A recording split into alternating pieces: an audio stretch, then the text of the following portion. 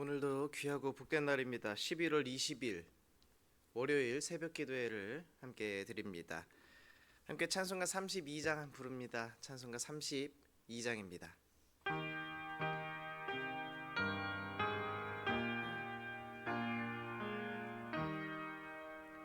만유의 주제 존귀하신 예수 사람이 되신 하나님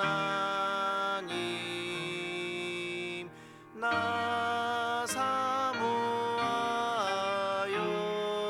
영원히 섬길 내 영광 되신 주로다. 화려한 동산 무성한 저수목 아름답고 묘하나 이 예수 더 아름다워 봄 같은 기쁨 주시네. 광명한 해와 명랑한 저 달빛 수많은 별들 빛나나 주 예수 빛이 더 찬란하여 참 비교할 수 없도다. 아멘. 오늘 우리에게 주신 말씀은 사무엘하 1장에서 27절까지 말씀입니다. 사무엘하 1장의 말씀을 함께 보겠습니다.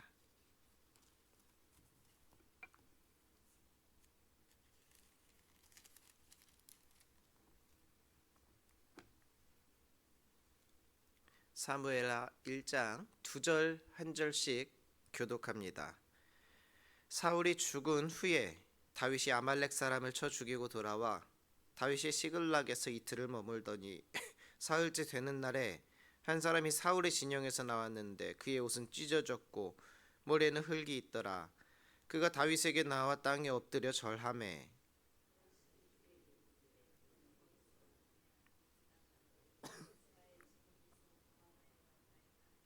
다윗이 그에게 이르되 일이 어떻게 되었느냐 너는 내게 말하라. 그가 대답하되 군사가 전쟁 중에 도망하기도 하였고 모리 가운데 엎드러져 죽은 자도 많았고 사울과 그의 아들 요나단도 죽었나이다 하는지라. 다윗이 자기에게 알리는 청년에게 묻되 사울과 그의 아들 요나단이 죽은 줄을 네가 어떻게 아느냐.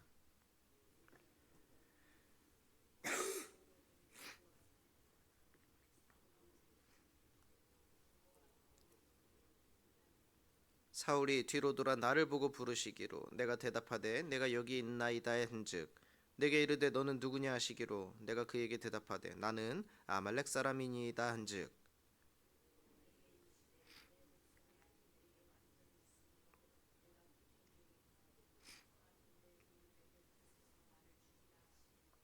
그가 엎드러진 후에는 살 수 없는 줄을 내가 알고 그의 곁에 서서 죽이고 그의 머리에 있는 왕관과 팔에 있는 고리를 벗겨서 내 주께로 가져왔나이다 하니라.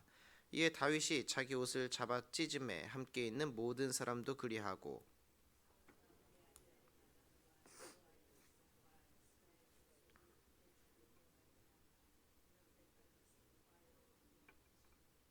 다윗이 그 소식을 전한 청년에게 묻되 넌 어디 사람이냐. 대답하되 나는 아말렉 사람 곧 외국인의 아들이니이다 하니 다윗이 그에게 이르되 네가 어찌하여 손을 들어 여호와의 기름 부음 받은 자 죽이기를 두려워하지 아니하였느냐 하고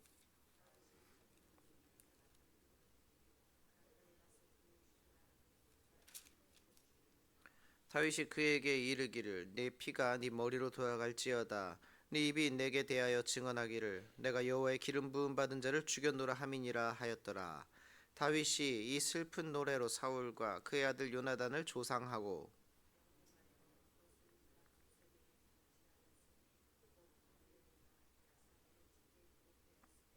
이스라엘아 내 영광이 산 위에서 죽음을 당하였도다. 오호라 두 용사가 엎드러졌도다. 이 일을 가드에도 알리지 말며 아스글론 거리에도 전파하지 말지어다. 블레셋 사람들의 딸들이 즐거워할까 할례 받지 못한 자의 딸들이 개가를 부를까 염려로다.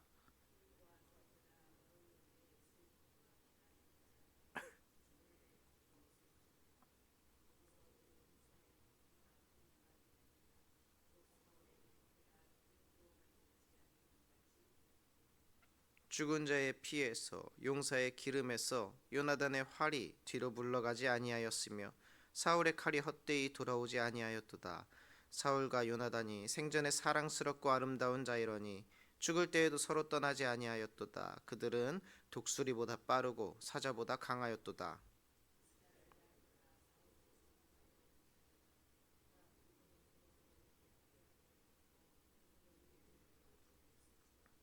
보라 두 용사가 전쟁 중에 엎드러졌도다. 요나단이 내 산 위에서 죽임을 당하였도다. 내 형 요나단이여 내가 그대를 애통함은 그대는 내게 심히 아름다움이라. 그대가 나를 사랑함이 기이하여 여인의 사랑보다 더하였도다.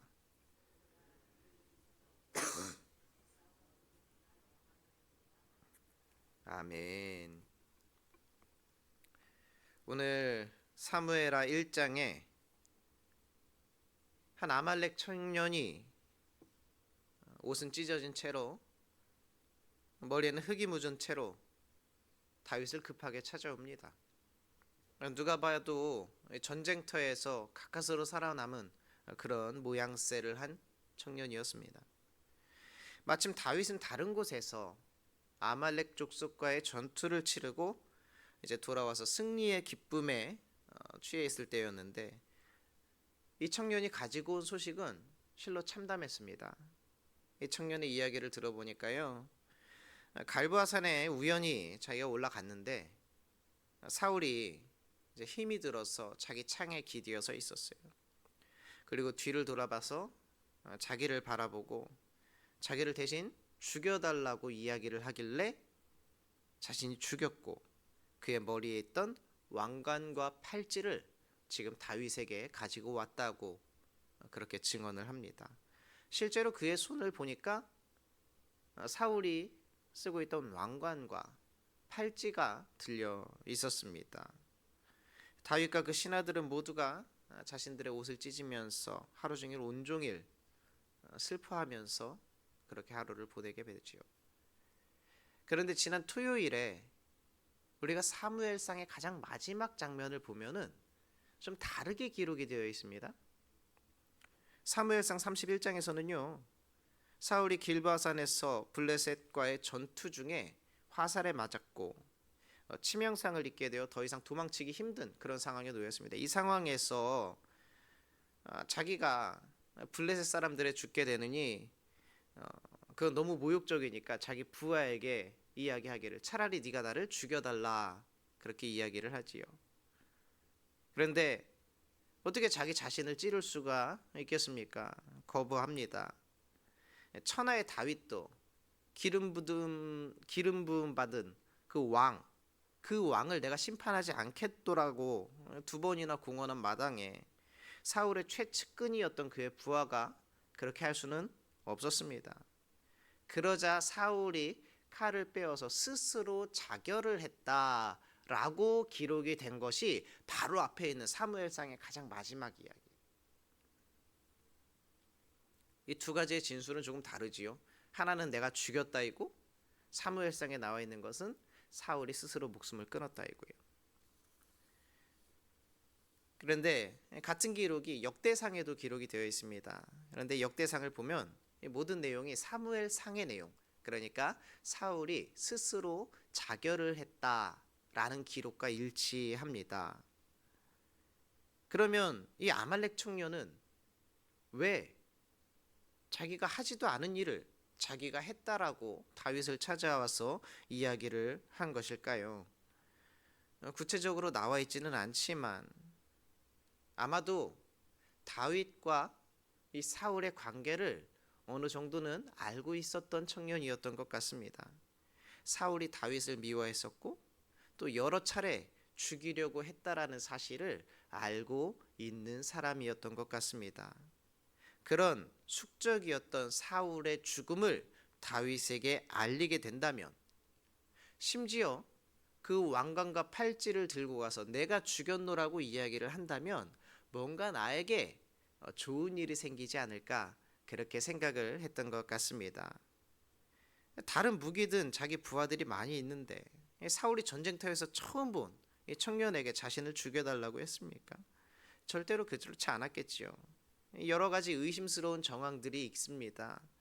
물론 이 청년이 생각했던 것처럼 다윗도 그렇게 생각이 들었었고, 또 실제로 이 청년을 그냥 두지나 이 청년의 생각대로 움직여주지는 않았어요. 막 환대해주고 잔치를 벌여주고 자신을 높은 자리에 앉혀줄 것이라고 예상을 하고 이 청년은 왔겠지만, 다윗뿐만 아니라 온 신하들이 모두 옷을 찢고 슬피 울면서 통곡하고 있는 것이었습니다. 하나님의 기름 부음을 받은 자기이기에 자신도 죽일 기회가 있었지만 그러지 않았던 것을 이 이방인 청년이 자신이 죽였다라고 하니, 다윗은 당연히 그 대가를 치러야 한다고 생각을 했고 부하를 통하여 그를 죽이게 됩니다. 그런데요, 안타깝게도 어느 시대에나 성공을 위해서라면 어떤 짓이든 할 수 있는 그런 사람들이 여전히 존재해야 합니다. 언제든지 진실을 왜곡하거나 조작할 수 있어요. 다른 사람의 불행을 이용해서 성공하려고 하는 사람들, 사실을 왜곡해서 자신에게 유리하게 만들어 이문을 취하려고 하는 사람들, 이런 사람들은 어느 시대에나 존재해 왔었다라는 거예요. 그러나 그들의 의도가 늘 성공하는 것이 아님을 오늘 성경은 증언해주고 있습니다. 물론 사울이 실제로 죽었어요. 전쟁에서 이스라엘은 패했습니다. 이런 사실, 벌어진 사실을 가지고 이득을 취하려고 하는 사람이죠. 성공과 이익을 위해서라면 물불 안 가리는 사람. 이런 사람들 오늘날 이 시대에도 여전히 많이 있습니다. 큰 사고나 전쟁의 소식이 들려왔을 때에 안타까워하기보다는 어느 주식이 오르고 내릴지 발빠르게 움직이는 사람들이 있어요.